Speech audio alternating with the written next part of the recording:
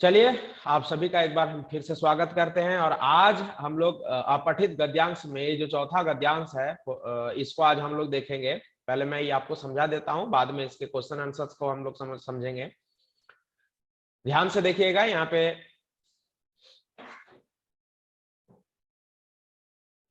लिखा हुआ है स्वच्छम भारतम प्रायः अधिकांशानां भारतीयानां स्वप्नः अस्ति, परम स्वप्न मात्रेण तु स्वच्छता न भविष्यति।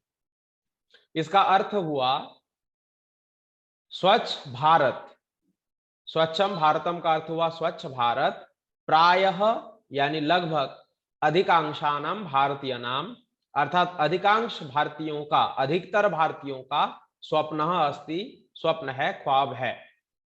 यानी हम सब अपने भारत को स्वच्छ देखना चाहते हैं, ये हम सबका सपना है। परंतु, परम का अर्थ हुआ परंतु, स्वप्न मात्रेण तु, स्वप्न देख लेने से, ख्वाब देख लेने से स्वच्छता न भविष्यति, भारत स्वच्छ नहीं होगा। स्वच्छता न भविष्यति, भविष्यति यहाँ पे भविष्यत काल का लकार है, भू धातु का लिट लकार का रूप है भविष्यति, यानी होगा।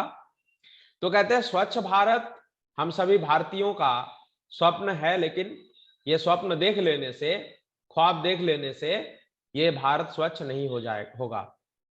वयम सर्वे, हम सभी, मिलित्वा मिलकर, अस्याम दिशायाम प्रयासम कुर्याम। वयम सर्वे मिलित्वा, हम सब लोग मिलकर, वयम यानी हम, सर्वे सब लोग, मिलित्वा इसमें कत्वा प्रत्यय है, मिलित्वा का अर्थ होता है मिलकर, अस्याम दिशायाम इस दिशा में, प्रयासम कुर्याम प्रयास करना चाहिए। कुर्याम इसमें कौन सा लकार है आप लोग बता सकते हैं? विधिलिंग लकार है, चाहिए अर्थ में। कुर्यात, कुर्याताम, कुर्युहु, कुर्याहा, कुर्यातम, कुर्यात, कुर्याम, कुर्याव, कुर्याम, चाहिए अर्थ में विधिलिंग लकार होता है। तो हम सबको मिलकर इस दिशा में प्रयास करना चाहिए।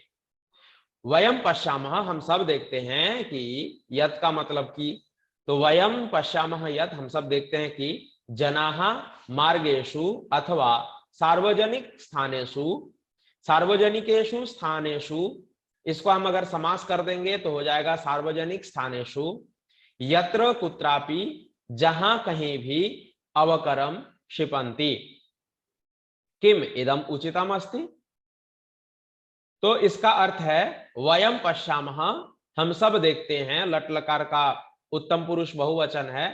वयम पश्यामः, हम सब देखते हैं कि, जनाः यानी लोग क्या करते हैं ना, मार्गेषु अथवा सार्वजनिकेषु स्थानेषु, मार्गेषु यानी सड़कों पर, अथवा सार्वजनिकेषु स्थानेषु यानी सार्वजनिक स्थानों पर, पब्लिक प्लेस पर, यत्र कुत्रापि जहां कहीं भी, अवकरम क्षिपन्ति, अवकरम यानी गार्बेज, कूड़ा कचरा, कूड़ा करकट, ठीक है, कूड़ा कचरा, क्षिपन्ति फेंकते हैं। किम इदम उचितम अस्ति, क्या यह उचित है? एतत् न करणीयम, यह नहीं करना चाहिए। इसमें अनियर प्रत्यय है, चाहिए अर्थ में, एतत् न करणीयम, यह नहीं करना चाहिए। यतः क्योंकि, सर्वकारः एकाकी एव इदम कार्यम सफलम कर्तुम न शक्नोति। क्यों नहीं करना चाहिए? जहां कहीं भी हमें कूड़ा क्यों नहीं फेंकना चाहिए, या फिर सार्वजनिक स्थानेषु या सड़कों पर हमें कूड़ा क्यों नहीं डालना चाहिए? तो इससे भारत अस्वच्छ होगा। हमारे एरिया में जहां हम रहते हैं, जहां हम कूड़ा बिखेरेंगे, उस जगह में गंदगी फैलेगा, बीमारियां बढ़ेंगे, पॉल्यूशन बढ़ेगा, इसलिए ऐसा नहीं करना चाहिए। सरकार, सर्वकार का अर्थ होता है सरकार, एकाकी एव, एकाकी एव मतलब अकेला ही, इदम कार्यम इस कार्य को, सफलम कर्तुम न शक्नोति इस कार्य को सफल नहीं कर सकता। केवल भारत सरकार चाहे कि पूरा भारत को हम स्वच्छ बना दें तो ऐसा संभव नहीं है। जब तक हम भारतीयों का योगदान नहीं होगा, जब तक हम सब भारतीय मिलकर इस दिशा में कार्य नहीं करेंगे, जब तक हम सब भारतीय सचेत नहीं होंगे, तब जब तक हम लोग जहां तहां कूड़ा कचरा बिखेरते रहेंगे तब तक हमारा भारत स्वच्छ नहीं हो सकता। यदि वयम अपि सहायताम करिष्यामः, यदि हम सब भी, अपि का अर्थ भी होता है, यदि हम सब भी सहायताम करिष्यामः, सहायता करेंगे, जागरूकाः च भविष्यामः, और जागरूक होंगे, तदा अयम स्वप्नः अवश्यमेव पूर्णः भविष्यति, तब यह स्वप्न अवश्यमेव पूर्णः भविष्यति, अवश्य ही पूर्ण होगा। तो अब इसमें क्वेश्चन नंबर 1 में कह रहा है एक पदेन उत्तरतः, अब यहाँ पे एक पद में उत्तर देना है आपको। जनाः मार्गेषु किम क्षिपन्ति, लोग मार्गों पर, सड़कों पर क्या फेंकते हैं? तो यहाँ पे आंसर होगा अवकरम, अर्थात कूड़ा, गार्बेज। क्वेश्चन नंबर 2, स्वच्छम भारतम केसाम स्वप्नः अस्ति, स्वच्छ भारत किनका स्वप्न है? तो आंसर भारतीय जनानाम, यहाँ पे केशाम षष्ठी विभक्ति है, इसलिए हमें यहाँ पे लिखना है भारतीय जनानाम, अर्थात भारतीय लोगों का, भारतीय भारतवासियों का स्वप्न है कि हमारा भारत स्वच्छ हो। नेक्स्ट, अब यहाँ पे कहता है पूर्ण वाक्य न उत्तरतः, आपको पूरे वाक्य में उत्तर लिखना है, फुल सेंटेंस लिखना है, फुल लाइन में। अयम स्वप्नः कदा पूर्णः भविष्यति, यह स्वप्न कब पूर्ण होगा? यानी हम लोगों का जो स्वप्न है स्वच्छ भारत निर्माण, ये कब पूरा होगा? तो यदि वयम अपि सहायताम करिष्यामः, जब, यदि हम सब भी भारत सरकार का सहायता करेंगे, और साथ में जागरूकाः च भविष्यामः तदा, और जब हम लोग जागरूक होंगे तब यह स्वप्न जो है पूर्ण होगा। वयम किम पश्यामः, हम सब क्या देखते हैं? तो जनाः मार्गेषु अथवा सार्वजनिक स्थानेषु अत्र कुत्रापि अवकरम क्षिपन्ति, अर्थात लोग सड़कों पर या फिर सार्वजनिक स्थानों पर जहां कहीं भी कूड़ा बिखेरते हैं, कूड़ा फेंक देते हैं। जैसे एक एग्जाम्पल हम लोग देखते हैं, एक सार्वजनिक स्थान है, ट्रेन सार्वजनिक स्थान है, सब लोग उसमें यात्रा करते हैं। हम लोग क्या करते हैं, रास्ते में खाने के लिए जो भी खाने पीने का सामान लेकर जाते हैं, साथ में खाने के बाद उसका रैपर हम लोग वहीं ट्रेन में फेंक देते हैं और ट्रेन को हम गंदा कर देते हैं। तो हमें ऐसा नहीं करना चाहिए। हमें करना क्या चाहिए, आप देखेंगे कि हर ट्रेन के अंदर एक डस्टबिन होता है, एक नहीं कई एक डस्टबिन होता है। आप किसी भी डस्टबिन में जा करके उन रैपर्स को डाल सकते हैं। हम लोग खाना खाते हैं, खाना खाने के बाद जो हमारा जूठा वगैरह बचता है, वो दो कोच के बीच में जो जॉइंट प्लेस होता है उसमें ले जाके लोग डाल देते हैं। तो वो भी नहीं करना चाहिए, वो भी गलत बात है। वो ट्रेन के डस्टबिन में हमें डालना चाहिए। उसको साफ करने के लिए स्वीपर्स होते हैं, ट्रेन को जब साफ करते हैं तो उसको साफ करेंगे। तो हमें इसलिए कूड़ा कचरा सोच समझकर ही फेंकना चाहिए, जहां कहीं भी हमें कूड़ा नहीं बिखेरना चाहिए। अगर यदि संभव हो तो हमारे आसपास जो डस्टबिन है, हमें डस्टबिन में ही कूड़ा डालना चाहिए, तभी हमारा भारत स्वच्छ हो सकता है। नेक्स्ट, अब आगे हम लोग देखेंगे क्वेश्चन नंबर 3, निर्देशानुसारम उत्तरतः। अब निर्देश अनुसार आपको उत्तर देना है। यहां पे देखें आप, स्वच्छम भारतम भारतीयानाम स्वप्नः अस्ति, स्वच्छ भारत भारतीयों का स्वप्न है। इति वाक्य भारतम इति पदस्य विशेषण पदम किम, भारत इस पद का विशेषण पद क्या है? तो यहाँ पे आप देख सकते हैं, यहाँ पे स्वच्छम भारतम, दो पद एक साथ लिखा हुआ है, स्वच्छम भारतम। अब इसको दो पार्ट में डिवाइड कर दीजिए।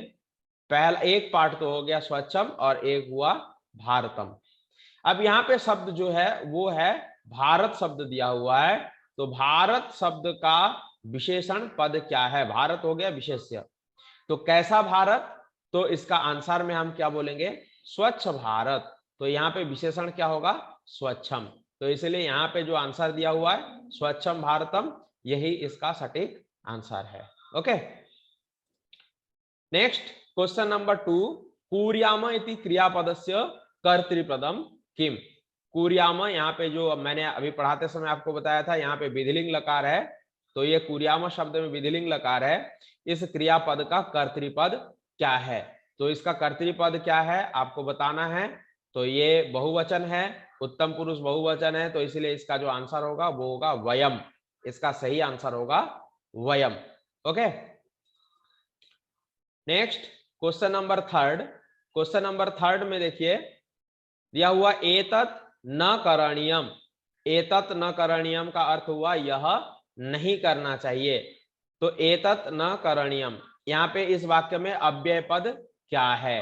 अब आपको इसमें अव्यय पद बताना है। तो यहाँ पे अव्यय पद जो है ये न है, तो आंसर में भी हमारा न ऑप्शन दिख रहा है, तो इसलिए इसका सही आंसर होगा न। एतत् न करणीयम, यह नहीं करना चाहिए। इस वाक्य में अव्यय पद क्या है? तो न।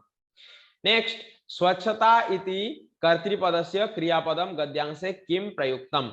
स्वच्छता इति कर्तृपदस्य, स्वच्छता इस कर्तृपद का क्रियापद क्या दिया हुआ है गद्यांश में?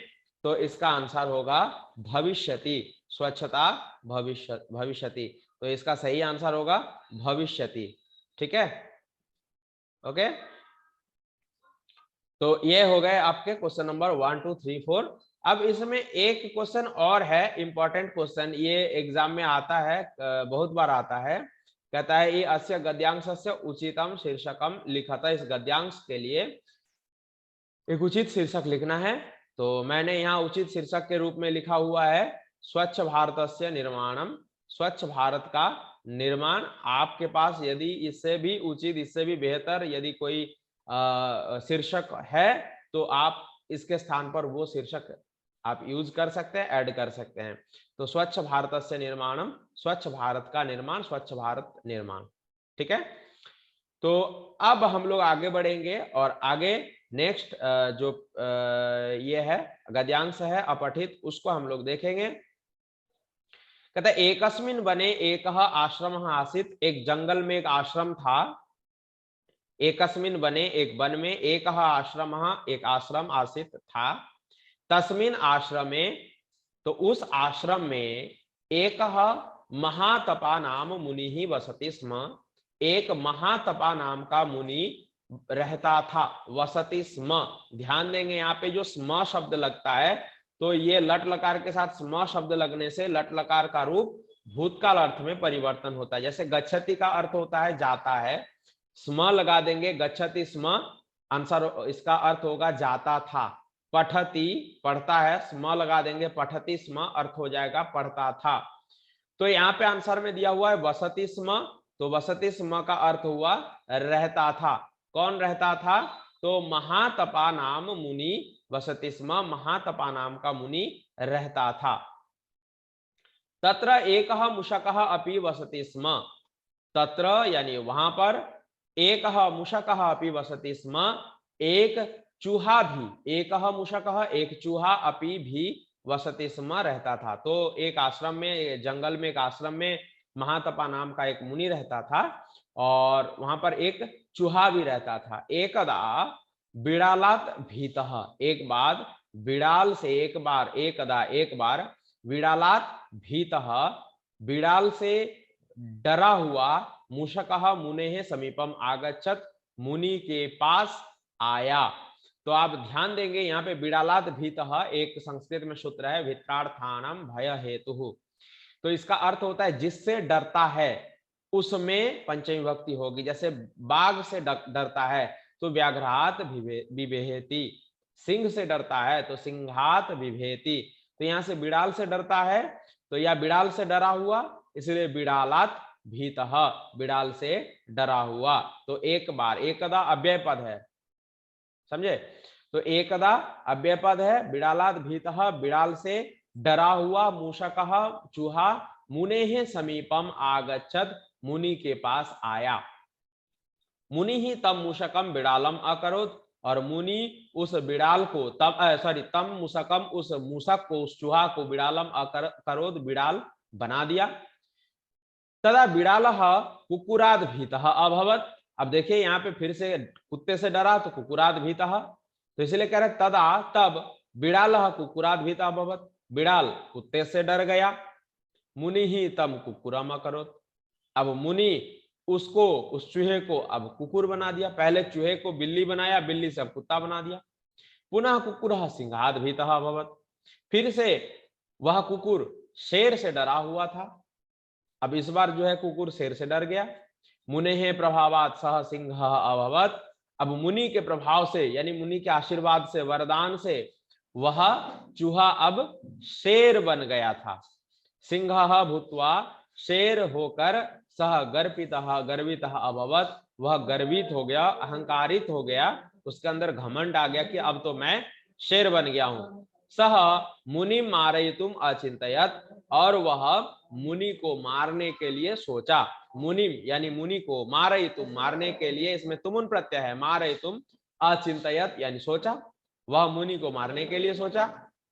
मुनि ही तस्य विचारम ज्ञात्वा, मुनि उसका विचार जानकर, विचारम ज्ञात्वा, ज्ञात्वा में तत्वा प्रत्यय है, तस्य यानी उस शेर का, उस जो चूहे से जो शेर बन गया था वह शेर का विचार जानकर तम पुनः मूषकम अकरोत, और उसको फिर से चूहा बना दिया। तो ये था कहानी। अब इसके क्वेश्चन आंसर देखिए। सबसे पहले कहता है एक पदेन उत्तरतः, एक पद में उत्तर दीजिए। मुनेः नाम किम आसीत, मुनि का नाम क्या था? तो आंसर महातपा। नेक्स्ट, कह बिड़ालाद भीतः अभवत, कौन बिड़ाल से डरा हुआ था या भयभीत हुआ? कौन बिड़ाल से भयभीत हुआ? तो मूषकः, चूहा, चूहा बिड़ाल से भयभीत हुआ। नेक्स्ट क्वेश्चन नंबर 2, पूर्ण वाक्य न उत्तर। तब यहाँ पे पूर्ण वाक्य में उत्तर देने के लिए कह रहा है मूषकः सिंह भूत्वा किम अचिंतयत्, अब चूहा शेर होकर, सिंह भूत्वा शेर होकर, किम अचिंतयत् क्या सोचा? अब शेर बनने के बाद वो मुनि को मारने के लिए सोचा था, तो उसका हम संस्कृत में कैसे लिखेंगे? मुनि मारयितुम अचिंतयत्, वह मुनि को मारने के लिए सोचा कि अब मुनि को मार देंगे तो हम दोबारा कभी दूसरा जानवर बनवे नहीं करेंगे, नहीं तो पता चला मुनि हमको कोई दूसरा चाहेगा, दूसरा जानवर बना देगा, इसलिए चलो मुनि को मार देते हैं। ये शेर के दिमाग में बात आई, और अब मुनि था, वो अपने तपोबल से सब कुछ जान लेता था। जब उसको पता चला कि अच्छा बेटा, ये चूहा को हमने शेर बनाया और शेर हम ही को मारना चाह रहा है, चलो बेटा तू फिर से चूहा बनो, तो वो मुनि फिर से उस शेर को चूहा बना दिया था। तो देखिए, मुनि ही कुत्र वसति स्म, मुनि कहाँ रहता था? मैं फिर से कह रहा हूँ, जब स्म लगा देते हैं तो वो धातु का रूप भूतकाल अर्थ में हो जाता है। वसति मतलब रहता है, लेकिन वसति स्म का अर्थ हुआ रहता था। तो मुनि कुत्र वसति स्म, मुनि कहाँ रहता था? तो आश्रम में वसति स्म, आश्रम में रहता था। मुनि आश्रम में वसति स्म, मुनि आश्रम में रहता था। क्वेश्चन नंबर 3, निर्देशानुसारम उत्तर। तब निर्देश अनुसार उत्तर दीजिए। अचिंतयत इति क्रियापदस्य कर्तृपदम किम, तो इसका आंसर होगा सह, इसका आंसर होगा सह, सह अचिंतयत। तम पुनः मूषकम अकरोत, उसको फिर से चूहा बना दिया। अस्मिन वाक्य अव्यय पदम किम, तो यहाँ पे पुनः शब्द जो है वो पुनः शब्द ही अव्यय पद है, और वो ऑप्शन यहाँ पे हमें दिख। नेक्स्ट है आश्रम इति पदस्य विशेषण पदम किम, आश्रम इस पद का विशेषण पद क्या है? तो इसका आंसर होगा एकः आश्रमः, इसका सही आंसर होगा एकः। नेक्स्ट, विज्ञाय इति पदस्य पर्याय पदम गद्यांशे किम प्रयुक्तम, विज्ञाय इस पद का पर्याय पद, पर्याय पद का मतलब होता है सिनोनिम, समान अर्थ वाला पद। विज्ञाय इस पद का पर्याय पद गद्यांश किम प्रयुक्तम, तो इसका अर्थ होगा ज्ञात्वा, ज्ञात्वा का अर्थ होता है जानकर, और विज्ञाय का मतलब भी होता है जानकर। यहाँ पे ल्यप प्रत्यय है विज्ञाय में, ज्ञात्वा में कत्वा प्रत्यय है। जहाँ पे उपसर्ग होता है वहां पे ल्यप प्रत्यय होता है, धातु से पहले उपसर्ग होगा तो ल्यप प्रत्यय, धातु में उपसर्ग नहीं होगा तो कत्वा प्रत्यय, कर के अर्थ में। ओके, एंड लास्ट, अस्य अनुच्छेदस्य उचितम शीर्षकम लिखत, इस अनुच्छेद के लिए उचित शीर्षक क्या है लिखना है, उचित शीर्षक। तो मुझे उचित शीर्षक इसका लगा पुनर्मूषिकः, पुनर्मूषकः भव, पुनर्मूषकः भव, इसका अर्थ होता है फिर से चूहा बनो, पुनर्मूषकः भव। तो यदि आपके पास इससे भी बेटर कोई शीर्षक होगा तो आप जरूर इसमें ऐड कर सकते हैं। मुझे तो यही उचित लगा, पुनर्मूषकः भव यानी फिर से चूहा बनो, तो इसलिए मैंने यहाँ पे पुनर्मूषकः भव लिखा है, इसका अर्थ होता है फिर से चूहा बनो। ओके, तो आज इस के क्लास में इतना ही तक, और नेक्स्ट क्लास में फिर हम लोग पढ़ेंगे नेक्स्ट जो पैराग्राफ है, नेक्स्ट अपठित गद्यांश है, तो वो हम लोग अगले क्लास में पढ़ेंगे। Okay, thank you.